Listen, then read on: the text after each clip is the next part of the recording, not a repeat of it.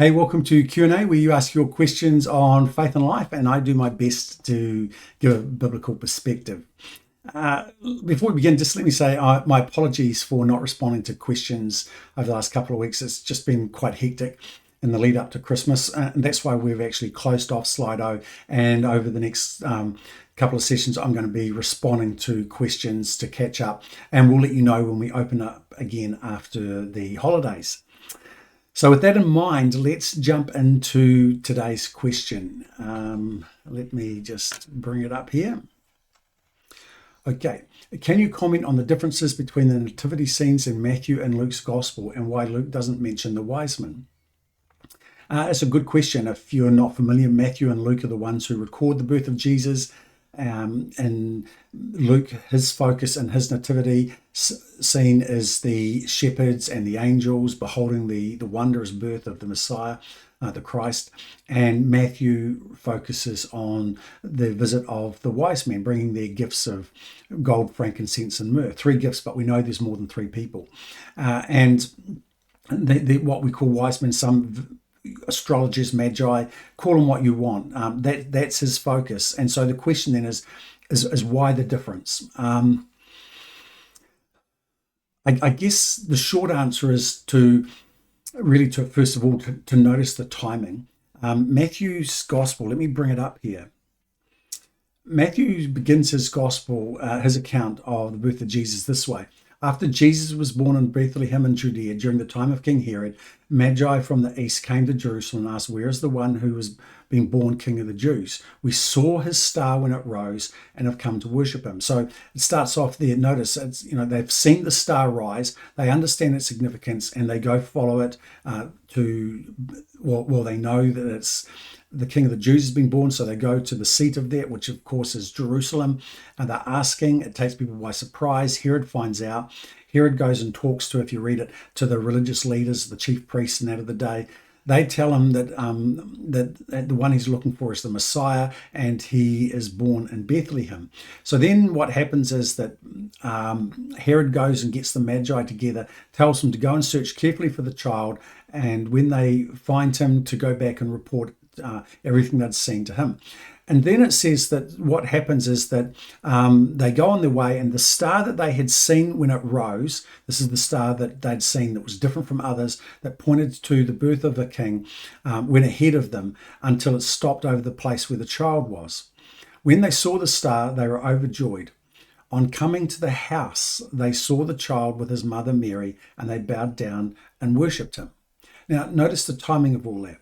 They see a star arise. They recognize this is not a normal star. It's significant. They're astrologers, and they knew that it was heralding the birth of a king. They knew that there had been no kings born in the surrounding nations. That the only possible candidate would be for the Jews. And so they go from their home in Persia to Jerusalem, which is a journey of weeks, not days. And then they get there. Herod interrogates the people who tell him that the one he's looking for is the Messiah, and that he would be born in Bethlehem. And so they go from Jerusalem to Bethlehem. It's not very far, 2 or 3 hours. And the star that they'd seen arise, pointing to the birth of the king, now leads them to a house. And there they find Mary and Jesus and Joseph. Now notice where they find them. It's not in the inn, or it's not out back in the stable. It's in a home. They've moved on from that initial scene that we read about in Luke's gospel in the inn. So basically what we're seeing here is a difference in timing of events. Luke has the actual birth of Jesus. The good news is announced to the shepherds, who are the lowly of the low. And so they get to hear first the good news that Jesus, the Messiah, was being born for their sake as much as for anyone else's.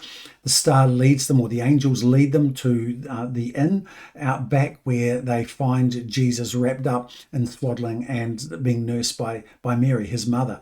And that's his focus. Whereas in Matthew's gospel, essentially, the Magi turn up weeks after Jesus was born. We're not talking days, we're talking some weeks. And that's why not Lewis, Luke doesn't record them because they're not part of the original nativity. They're not part of that manger scene. They weren't there. So just the same as if you notice, Matthew doesn't record the shepherds and the angels because they're not actually recording the same event, or in recalling the birth of Jesus, they're not looking at the same details. Which begs the question, why does Matthew record the wise men, Luke not? Well, remember that Matthew is writing to a Jewish audience primarily to prove to them that the birth of Jesus, this Christ child, is the Messiah, the long-awaited one.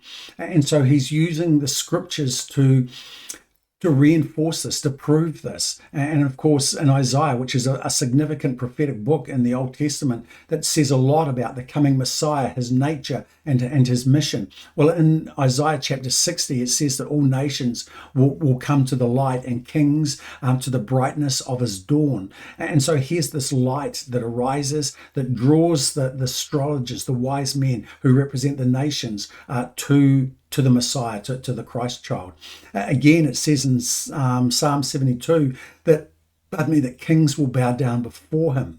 And of course, even though Herod refuses to bow down before him, he's giving the pretense of that. And certainly the wise men represent royalty. They represent the political elite, the leaders of nations. And so Matthew is recording this aspect of the events around the birthing of Jesus to reinforce to his audience that Jesus is the Messiah. He's not just fulfilling some aspects of the scriptures, he's fulfilling many aspects of them. Not just the details of his birth, but what would happen when he came, to reinforce this is the Messiah.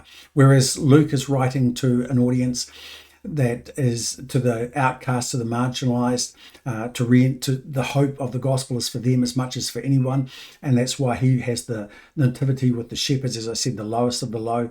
They get to hear the good news before anybody else. So that's why there's a difference in those first few weeks, months, most likely, and why we shouldn't confuse the two, why we shouldn't try and think Matthew's got one nativity, Luke has another. They're not recording the same thing. And we shouldn't reduce them to one or the other. If you want a nativity scene, go with Luke. If you want to have the wise men, the astrologers turning up, then take the shepherds and that out, and don't have have a house, so to speak. So, yeah, hope that clarifies it. It's a great question. Love it coming up this time of year. But hey, that's where we're going to wrap things up for today.